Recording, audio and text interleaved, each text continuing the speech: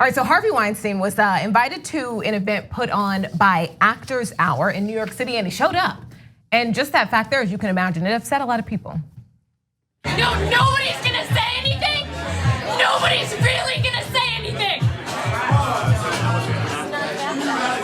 I'll get out of here, that's fine. I am happy to leave, but nobody's gonna say anything. I'm gonna stand 4 feet from a rapist, and nobody's gonna say anything. I'll go.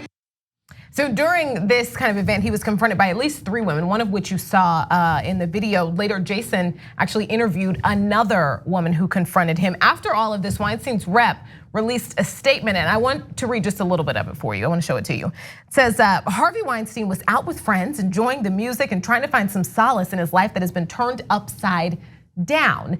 This scene was uncalled for, downright rude, and an example of how due process today is being squashed by the public, trying to take it away in the courtroom too. Okay. Of course, Weinstein is accused of several. He's a victim. Of sexual harassment, sexual assault. He is awaiting trial for sexual assault and a criminal sexual act in the first degree. He's denied everything. Right. He's denied all allegations made against him and maintains his innocence even now. But so yes, like as you mentioned earlier, I talked to Kelly Bachman, who was the comedian there that night. The woman who was so enraged was a friend of Kelly.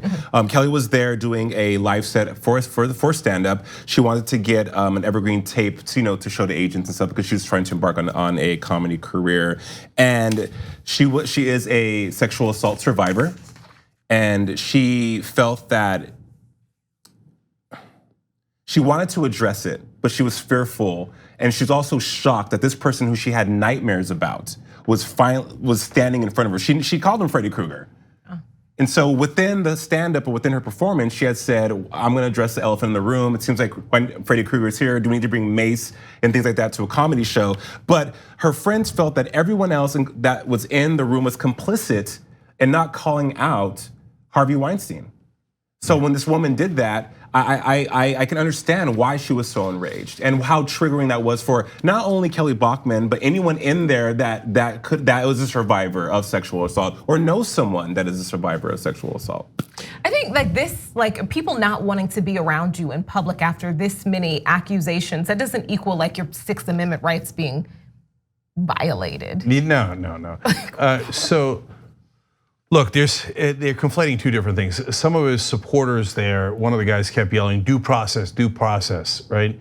No, that's for a court of law. Right, he's getting that. Right, yeah, and he gets it in spades. He's paying millions of dollars to lawyers who are giving him more due process than any of you would ever get, right? I mean, he's not in prison, are you kidding me?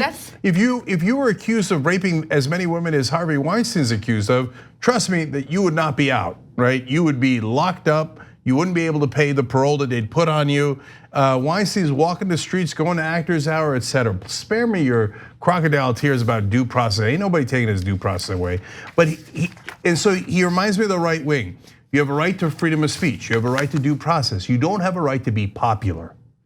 So if you go out, and you should expect public disdain and public shaming.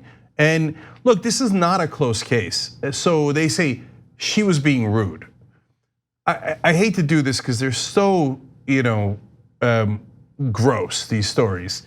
But it's important for people to understand the context of his brutality, okay? So in one of the cases with a famous actress, she had heard about him and she was worried about him, and he's a predator, and he keeps coming by, and he comes by to her house. And she's like, damn it. He's the producer of the movie. She, in essence, works for him, but she's afraid to open the door. And so she just opens the door a little bit after he keeps banging on the door. And boom, according to her story, and he's gonna get his due process in court, he burst, she was right. He bursts open and he just physically assaults her and rapes her, okay? I mean, and you think somebody saying something to you is rude? In another instance, he invites a woman to dinner with other people. She goes to the bathroom downstairs where there's no one else, and that part of the restaurant is closed down. He is waiting for her when she gets out. He blocks the hallway. He makes an advance. She says unequivocally, no, get away from me. And he doesn't care. He blocks the hallway and he masturbates in front of her, right? I would count that as significantly more rude than someone yelling at you in public.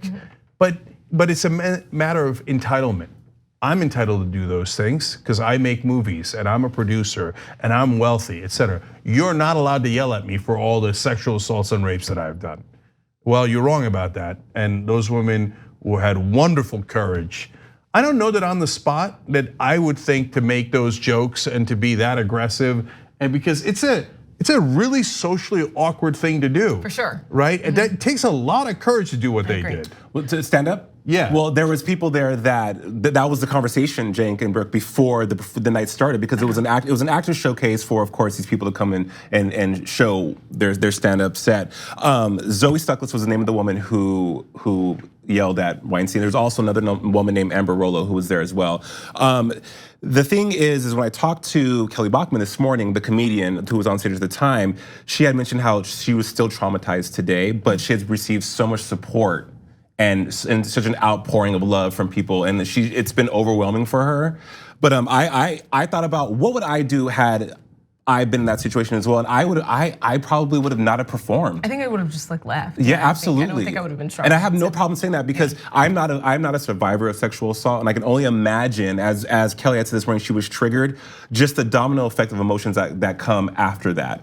And there's also of note here, like obviously, rape is worse than being yelled at. And we're talking about accusations. Sure. There are also accusations of him intentionally ruining women's careers. Right. Yes. There are multiple accusations. And so like to say, hey, I should be able to have a night out, you didn't feel that way about people being able to work. Like, you know what I mean? Like you want to be able to listen to music, but you were fine stopping people from working. And we also just were talking about Lisa Bloom actively trying to damage Rose, McGowan. is it McGowan? Yeah, that's stopping somebody from enjoying life. Like, you know, Right. like there's so much more that like you just don't want to like have the same rules. It's privilege. That's what it is. It's privilege. Yeah. All right. And so look, the one other thing about that is that some of the folks that were there that were upset that he was there said, like, you're inviting him to a place where we're featuring young actors when his whole shtick was preying on young actors, sexually assaulting them, and then if they didn't go along, ruining their careers. Right. When we came here to further our career, I mean, he's the exact opposite of exactly what we're trying to do there. And I thought the organizer of the Actors Hour, Alexandra La Liberté, had terrible excuse. They seem to have put out a booth for him. And she's like, well, I welcome all walks of life into my space. And she's like, well, it's freedom of speech and I protect his and their right of speech. Actually, you don't, because they kicked her out. They didn't kick him out. Yeah, that's right? true. And I want to end on Kelly Bachman's line that I loved. She said, as to why she did it. She said, Mom always tells me to reject Satan, but I wish I had said more. You said plenty, you're awesome, and we respect your courage. Thanks for watching The Young Turks, really appreciate it. Another way to show support is through YouTube memberships. You'll get to interact with us more. There's live chat emojis, badges. You've got emojis of me, Anna, John, JR, so those are super fun. But you also get playback of our exclusive member-only shows and specials right after they air. So all of that, all you gotta do is click that join button right underneath the video. Thank you.